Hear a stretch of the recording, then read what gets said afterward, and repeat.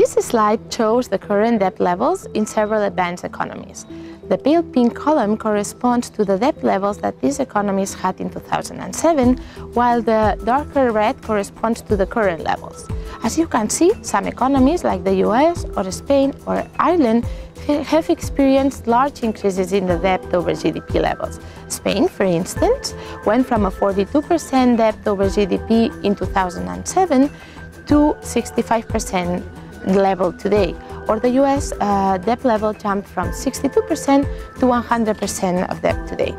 The story is very different, for example, for countries like Sweden that actually has even been able to reduce the debt level over GDP in these last 3 years, or even for Germany that has experienced a much smaller increase in debt over GDP. However, even if we take these best stories into account, the debt levels that most of our advanced economies have today are very high. Probably this is just the beginning, because there are two trends that we need to take into account that would have an important impact on the debt levels over GDP and on the future of our welfare state.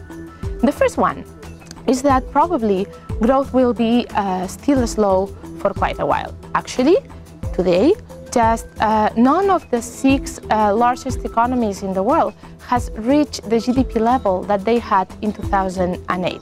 The US is almost there, but it hasn't reached the level yet. The second trend that we need to take into account is the demographic change, and that will have important consequences. If you look at this graph, what we can see here is the proportion of population 65 and older over the population working age. And these are projections from the OECD.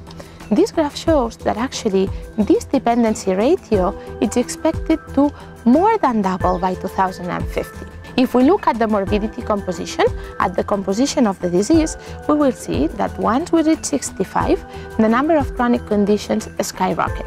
And currently, in our healthcare systems in advanced economies, between 70 to 80% of the healthcare expenditure is devoted to people that have at least one chronic condition. This would take us to this next current graph. This corresponds to a projection from a study from the European Commission that basically looks at future unfunded liability. Future compromises of pensions and healthcare payments that will not be covered by our GDP and hence will increase the debt of these advanced economies unless things change. And things can change in basically 2 important ways. One is rethinking our labor markets. We have to find a way in which our labor markets can be attractive for both firms and workers to hire these golden age workers, these workers that are above 65. And that's not that easy because today, for example, in countries like Spain, only 40% of people older than 55 are currently working. The second way in which we can change these projections is by rethinking our healthcare system.